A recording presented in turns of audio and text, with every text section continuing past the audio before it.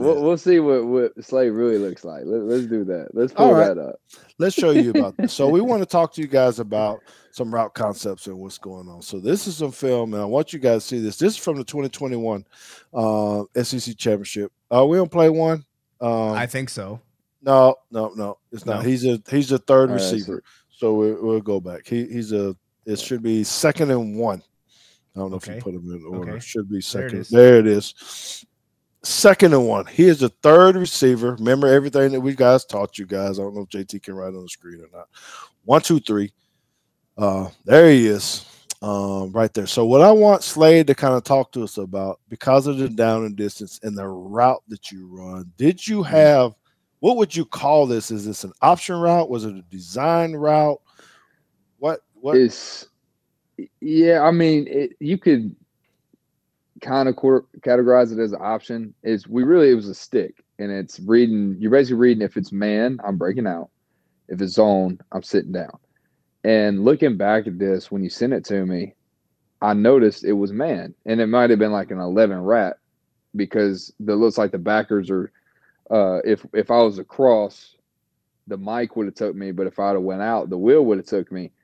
But so when I went to stem in to get closer to him, because I was in my mind, I was like, okay, it's man, and then I was going to break out, but he expanded, and then the mic went expanded too. So they similar to like they almost showed zone, so that I knew if I would have broke out, I'm just going to run right into him and not give Bryce an outlet or a check down because we called this play chop, and then we had a signal for it like we're chopping wood, and it was basically a box fade by number 2, and then a hitch by number 1. But when we did it in a 3-by-1 formation, the number 3 had a stick. So in my mind, I'm thinking, okay, let me attack this linebacker's leverage, try to keep him inside, break out, creating more room and separation from the corner with the hitch route, and also allow myself to have more room to hopefully try to strike up field and get in that seam. But like I said, I went to stem in and he expanded, so I just turned in and gave Bryce an easy quick outlet or easy inside outlet to drop it down to me and get the first down because we're, when it's second and short, Jordan, like teams are going to take shots because they know that they're going to have an easier third down conversion. So that's why we had JMO in that number 2 spot trying to run that chop route. So, worked out. We got the first down, kept the chains rolling. Can you go back a little bit just because you said something? I don't want people to get confused. So from the defensive side, you said that you thought it might be an 11 rat.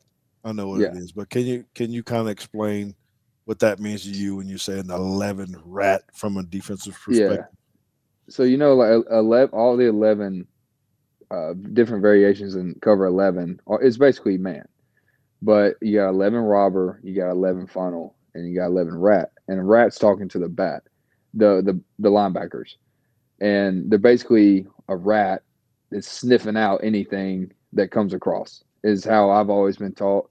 George, you can also help me too with that, but it's usually if someone's coming across, they're going to take it and they're going to help out, especially if the guys are playing off like the corner and the safety are right here on these guys.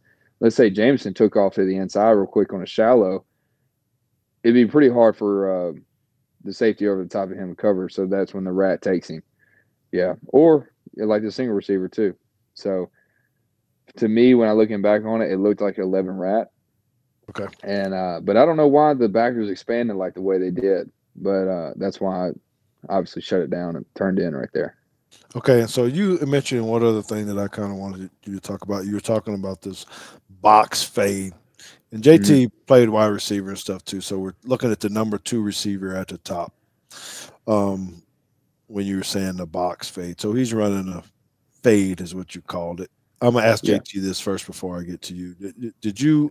What did you guys call this route? Was it back in my day? It was a rail, a sail, a something. Did you have any other kind of terminology for this? Yeah, we did, but that's because none of us were Jameson Williamson. So we called it a clear out because whoever was running that route wasn't getting the ball. That's Yeah, just the way. that's a buddy route. Yeah, I'm getting it over for my buddy. yeah. We ran this a lot with the concept we called Denver, or you had a dig coming back underneath, and you're just trying to get this guy or the safety to take you deep, so that you've got this underneath, and you'd usually have somebody like the third receiver trying to hold this linebacker in here, or something like that. They could come from anywhere, but yeah, we just called it a clear out because you knew for sure you're not getting the ball. Mm-hmm. Mm-hmm. Well, I'm honestly surprised in this look that Bryce didn't just step back and just let it fly. Let it go to him. Would it being with Jameson being one-on-one right here, but maybe he thought that safety was gonna roll to the half, or maybe that corner was gonna fall off and look like cover 3. Because the corner was off too, and but I think, and also maybe he felt like 2nd and 1. This is the first drive. Let's just get rolling, because we always played best when we were rolling. So, especially this year. Okay. Well, that was another big first down. Slade had several huge first downs, which you're going to see in this clips that we're going to show you. But this is so one of the things we talked about Slade, right? And I want the viewers to maybe go back and look at our last episode where we were talking about 4-2-5-3 match, right? And how they would actually have to try to cover this. Mm-hmm. Okay, so let's go to the second clip. I don't know if this is 3rd and 5, JT. It's 3rd and 5. I didn't see it. Yeah, yes, 3rd and 5. Okay, so now they move Slade. Last time he was a number 3 wide receiver. I think this one you're still number 2. Is that right? Yeah, you're at the point. The point man in the bunch. Mm-hmm. There you go. So first of all, can you tell us what bunch means for novice people? The bunch is usually, and there's obviously in different offenses they teach different things, but usually the bunch it can either be +2 from the hash, like if it's college hashes, +2 or -2 from the hash, depending on sometimes the concepts. You either want to be a little bit wider, or normally it's in between the numbers and the tackle. I think that's probably the best way to describe it. But what we taught in Bama was like, okay, -2 from the hash, or we're +2 depending on what type of concepts we have. But right here, obviously, we're -2. And then if you have like there's different things of calling a tight bunch, which is when you're like basically +3 or +5, depending on how wide you want to get from the tackle. That's usually a tight bunch, which I'm trying to think what we called a tight bunch in college. I may come back to me later, but yeah, that's usually what a bunch formation is. And then you want to have at least a yard or 2 of spacing from each receiver. But you don't, like right here when Jameson came out, and then a clip later, I felt like in a clip that we'll show later, when I came in motion, I was a little too deep in the bunch. I felt like I could have been a little bit tighter, because that also has to deal with timing with your quarterback. So that's the best way I describe it. Okay, so one thing I want to point out with this, that if you don't know, so if you look at the numbers on this picture where they're at, those are actually where the pro numbers are at. Yeah. Those little hash marks or tick marks out there are actually where the college numbers would be. So right, we gotta always remember that when we're talking about alignment. Where do you go? So they're actually a lot closer than they would normally be. The numbers are, it never. I always look at the hashes, and I guess maybe it's because of the hash being so close in the NFL that the numbers don't look like they're far away. It's close. But like seeing this, like everything is wide side of the field in pros. Everything's in the middle of the field. There is no wide side like college, pretty much, because the numbers are in and the hash marks are a lot further. So I would Mhm. assume these are college hash marks, and they moved Yeah, I the believe they marks. were. Anyway, okay, so that's the first part. So I wanted you guys to know what the actual bunch means. And so when you get into this, okay, what is your mindset when it comes to when you're at the point of a bunch versus in the back before we get to the actual route? Right. Well, it goes into the week. You're looking, okay, how they play the bunch. It goes into studying the film. And then obviously that results into game planning. There's different ways teams can play a bunch. They can just zone it. If they're in a cover two, um, what the corner would just drop to the flat. Usually the point man would just drop to the curl flat, and then if there's a safety over the top, he just gets to his half. Or they could do a lock and combo where the point man or the safety over the point guy in the bunch, he's got him man, and then the nickel inside and then the corner on the outside of the bunch, they combo it. So basically, whatever the back two receivers release, whoever goes out, the corner takes, and whoever goes in, the nickel takes. And then they could just what they call either freeway, highway, interstate. I've heard different terms for it, where it's like, all right, this guy goes this way, you got him. This way, this guy goes him. Like all three of them are basically trying to figure out which way. Which that can, I don't know why defenses do that. But then you just got pure lock or just man. So okay, you got him. You got number one receiver. You got number two receiver. You got number three. And I believe right here, and if I'm not mistaken, they're just in a lock. He doesn't They have just had you, it man. so they moved, and so Yeah. I want to go back. Thank you for that because, um, first let me say, those y'all in the chat, how many of y'all actually your head starting to blow off a little bit, basically because of what he said right there on who I has. know. I tried to simplify it best I could. Yeah. So there, and they moved from where they were in a minute ago, right? Yeah. So maybe JT. So if you look at it, it looks like the guy on the outside might be on the outside receiver, Yeah, Yeah. it looks like, which he at ends least up being. pre-motion, it looks like we've got this.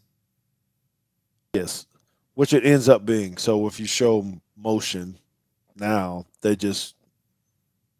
end up on the same dudes, but they just change the Yeah, but now, yeah, because now they're saying, alignment. okay, now I have a true bunch and not a stack. So Stack. now we're actually going to put somebody right up here on the point. We're going to move somebody over and then probably start to try to sift. So let it run. So let's watch what Slade does. Slade is the one at the point and the front. Okay, so this is what I want to talk about because your eyes have to be in the right spot, right? Slade, that guy Right. looks like he Mhm. has you man to man, but he lets you go Yeah. and takes out the inside. So now what do you have to do as a wide receiver to say within your concept? Was this your original route or did you have to change it or adjust based upon what So they were doing? this is one of my favorite concepts that we ran, and it was called two lane. And basically, the point guy, number three, had a drop or had a shallow, so he's clearing it. He's the last check down if Bryce moves from the right side of the field to the left, Can you but he's screen draw clearing it. that? Hold on, the other guy, the closest Oh, inside sorry. guy. No, you're right. The number one receiver has Oh, a one. shallow. Okay. Yeah, so he's clearing it out. And the point man, so where I'm at right now, I had the option to either run a basic, which is a 10 to 12 yard in route, or a 10-yard outcut, depending on the safety's leverage. And let's just say, for the sake of the drill or the sake of the route concept, if it was cover two and the safety was playing outside, he got to his half, I'm probably going to break it in. But I actually had the option. Coach O'Brien let me have the option to, if it was pure zone, to sit it down too. So I had basically a three-way option read on this at 10 to 12 yards. And then when Jameson comes in, when he comes in motion, he has a traditional option. So he's going to, what we call it, like just have a with release, let everything clear out, and he's going to read. If the guy's playing me man, okay, I'm going to try to either work him to move him outside and then break the slant, or if he's playing in, get up on his toes and break out, or if it's pure zone and everybody just widens, get up to 5 yards and sit it. So that is essentially this concept right here. And this is where it was tough for James, and this is what they did to us in the national championship. They would lock that guy at the point with number 3, and then they would play combo with number 2, which was different. They figured it out that every time, a lot of times when that guy would come in motion as a number 3 receiver, he would run a choice route. So they would get up on you quick, and that's what happened to me because I was always running that choice route at number 3. And sometimes it was tough, like, because I'm already 2 yards behind the line, and he's sitting at the line, and it's like, all right, I got to get to 5 yards of depth. Which is 7 yards from where it you're was standing. Difficult. Right. It was tough. And, and then, like, I got to, and then that mental clock is going on in your head, like, oh, I got to get out of this break. I got to get into my route. But right here, what I was thinking is, I honestly did think that the guy was, I try to stem in a little bit or just give a little split release and kind of get inside, because I was more worried about him trying to reroute me, because sometimes they'll put hands on you and then go to the guy they had man. So I just didn't want to get in my route. And then you see at first, before the play starts, they're all 3 at different levels. So that is a good indicator too, that they're all locked on one certain man, because they have to be able to, they don't want to run into each other. Through. Yeah, we don't want to. Mm-hmm. We on defense say don't be on the same level. You're going to run into each other. Exactly. So when I cut in a little bit, I try to get back vertical to get to my depth, and I just gave him a little 1-2 piece, head and shoulders at the top, and broke that thing in. So I think right here I could have broke in or out. What? I'm sorry. I just saw this thing come up in the chat. You tripping. Okay, so excellent. Now I do want to be able to say and give mad props to Slade on this, just because of the way he stemmed and moved DBs. That's always tough for us, right, JT? When people are kind of wiggling and going, hey, they go inside, they go outside, and they break in. I mean, it's an excellent job by Slade. It's pretty impressive on many levels. All right, so clip 3, 1st and 10. So I do need to point out with this, and I kind of want to hear your mindset. And I know we're going to have what's his name come on in a minute, Stephen M. Smith, right? But I want to hear about this because, it's a very critical game. It's very close, right? Obviously, 17-17. Mechie gets hurt. Right. So they're calling on you to come in and do something. I'm saying big. I don't know what they said to you, but when you're watching the Florida game and you understand how this goes, so you come in, right? It's 1st and 10. Mechie gets hurt. You're called on the very next play. Can you talk to us about what your mindset is just as an athlete? And you're going in, you're on one of the biggest stages. Someone goes down and says, Slade, you're up, man. How are you feeling at that point? What is your mindset at this moment right now? Well, and this might sound like the most Saban answer you've ever heard, but I'm gonna be real. It's, you go into each game, you're already practicing at the best every day. So you prep as if it's a game every day. So like when your number's called, you're already prepared. So it's it's not like, oh, now I need to make a play. Oh, now I'm ready. Now I got to step up. It's like, no, I've been here. I've been ready to do this. Now I'm just getting the opportunity to do it. Just like when I first started, when I first got my start was against Tennessee when Waddle got hurt. I wasn't like, oh, now I got to step up. It was like, okay, I'm prepared for this. I've been ready for this. Now it's just time to make the plays that come to me. And that's exactly what this was. It's like, okay, Mechie's got hurt. Next man up. We hate it. Obviously, we'll love my dog Mets, but we'll deal with that after the game. We got to get ready for this next play because we got to go down and be SEC champion. All right, excellent. So this is a hard route to cover by defensive backs. And he didn't really even stem, right? So this, No. would you call this a corner route or would you call it an out? What would you say this You is know, actually? I'm trying to remember what this concept was because it's like a under, and this is like a speed out. At your third inside step, speed it out. Now sometimes it's a little tricky when it's man, especially if it's press. You at least got to get to depth at 10 yards, but you're basically getting to 10 and rolling it to 12 or 14. And I knew that he's playing this deep off. I'm just gonna try to attack him with speed, and once I saw that, I knew I was getting the ball. Like I knew that there was that cover two look, there was space, and that corner was sitting low because he had an under route by the number one receiver, and so I had a feeling that the ball was coming to me right here.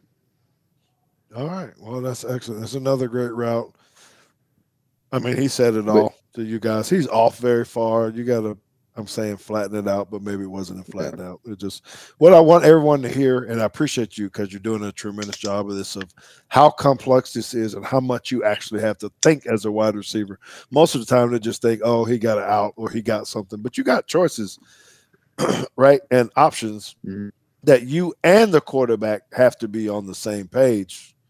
Yeah, because I would run that differently if it was a press or a soft press. I'm not just going to go straight, right? I'm going to have to work release, try to get outside. And if I can't get outside of the him, I'm going to have to attack it vertical and then probably have to throw by at the top of the route and get back flat. But I had space in that time. I don't know if, George, I don't know if you noticed, did you see what they did, how they played that cover two on that last clip? Exotic. They rolled the safety down, blitzed him, and dropped the corner to the boundary that was closest to us, and You talking he about on this first and became 10, or you talking about the next play? No, the first and 10. Okay. Yeah, watch this. This is some exotic stuff. This is next level. So obviously the safety was low. Oh yeah, they're backing him out of there. Yes. Yeah, and then they draw that corner back, and then almost bring that other safety is like a Tampa look. Yeah, that's some exotic stuff right there.